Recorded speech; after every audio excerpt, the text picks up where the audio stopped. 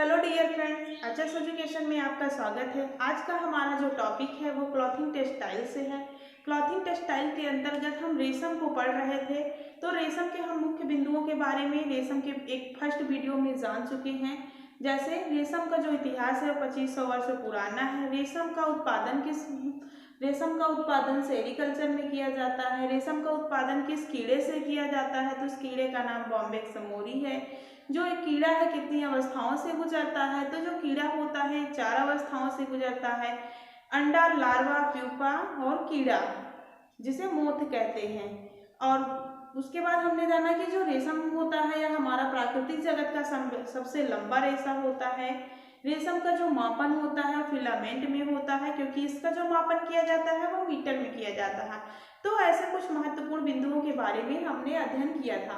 आज हम इस वीडियो में जानेंगे कि रेशम का उत्पादन क्रम क्या है, रेशम को किस विधि द्वारा प्राप्त किया जा सकता है और रेशम के रेशे से किस प्रकार से कपड़े का निर्माण किया जाता है। इस विधि के बारे में हम जानेंगे। तो आइए हम अध्ययन करते हैं रेशम का उत्पादन क्रम। यहाँ पे टॉपिक हमने मेंशन किया हुआ है रेशम का उत्पादन क्रम, जिसमें सबसे पहले रेशम के उत्पादन के लिए क्या किया जाता है? तो सबसे पहले सॉर्टिंग की जाती है। क्या किया जाता है? सॉर्टिंग की जाती है। सॉर्टिंग का मतलब क्या होता है? तो सॉर्टिंग का मतलब होता है कि कोकून की छटाई करना।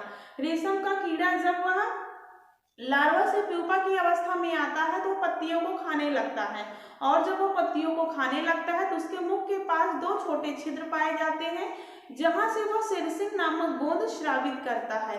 और उस गोंद के स्रावित होने से जो लसलसा पदार्थ निकलता है वो उस पदार्थ में वो अपने आप को लपेटता जाता है, जिससे हमारे कोकून का निर्माण होता है। तो ये जो कोकून होते हैं हमारे, उसके गुण के आधार पे, लंबाई के आधार पे और रंग के आधार पे उसे छांट करके रेशम प्राप्त किया जाता है।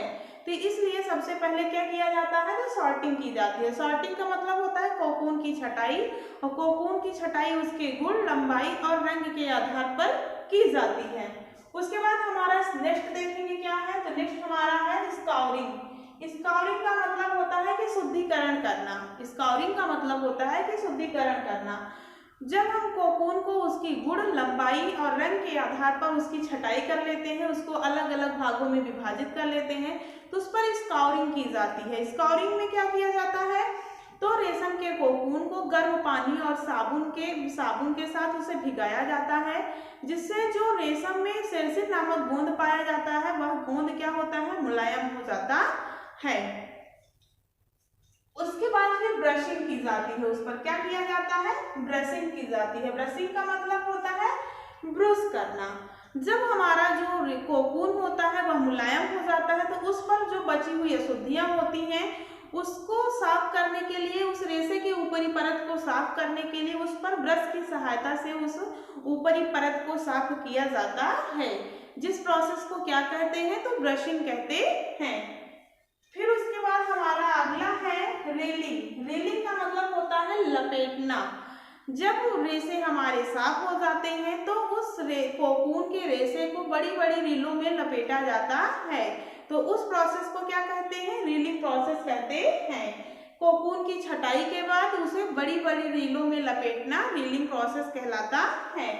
उसके बाद हमारा अगला है थ्रोइंग। थ्रोइंग का मतलब होता है बटाई या उस पर हल्का ऐंठन देना।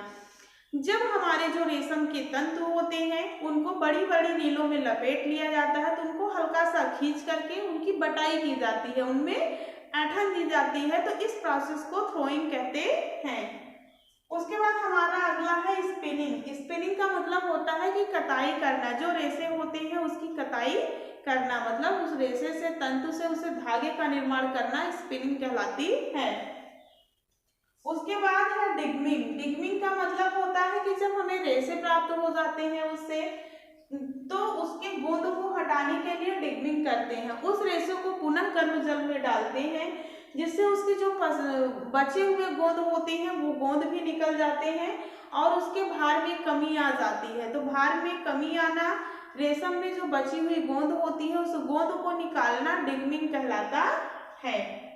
उसके बाद आता है ब्लीचिंग। ब्लीचिंग का मतलब होता है विरंजन। तो रेशम के जो तंतु होते हैं उन पर ब्लीचिंग करने के लिए किस चीज का प्रयोग करते हैं, तो हाइड्रोपेरोक्साइड और सल्फर डाइऑक्साइड के प्रयोग के द्वारा रेशम के तंतुओं पर ब्लीचिंग किया जाता है।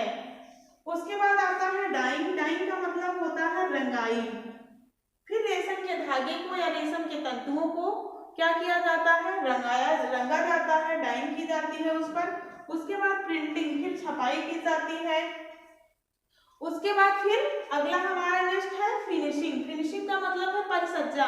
तो रेशम को जो धागा होता है वह प्राकृतिक रूप से सौंदर्य युक्त चमकवान होता है, अविरल धागा होता है, कोमल होता है, सुंदर होता है, जिसपे अधिक परिसज्जा की आवश्यकता नहीं होती है। लेकिन हमारे जब ये इन सारे प्रोसेस से गुजारा जाता है, जब वस्त्रों का निर्माण किया जाता है, तो कुछ उसमें दाग धब्बे लग जाते हैं, जिससे रेशम के कपड़ों पर हल्की परिसज्जा की जाती है। उसके बाद हमारा अगला आता है बेटिंग प्रोसेस। बेटिंग प्रोसेस का मतलब है वजन बढ़ाना।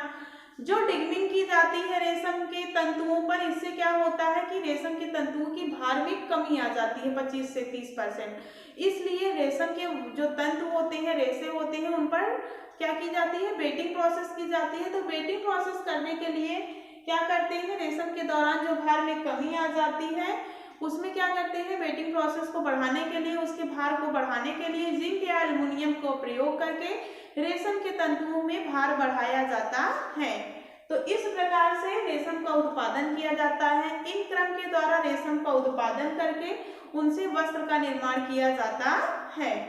तो सबसे पहले क्या किया जाता है, तो सबसे पहले सॉर्टिंग की जाती है, फिर स्कॉरिंग की जाती है, फिर ब्रशिंग की जाती है, फिर रीलिंग की जाती है, throwing, spinning, degumming, bleaching, dyeing, printing, finishing और बेटिंग प्रोसेस। तो इस प्रक्रिया के द्वारा रेशम का उत्पादन किया जाता है। तो आज के वीडियो में बस इतना ही। मिलते हैं फिर नेक्स्ट वीडियो में, तब तक के लिए धन्यवाद।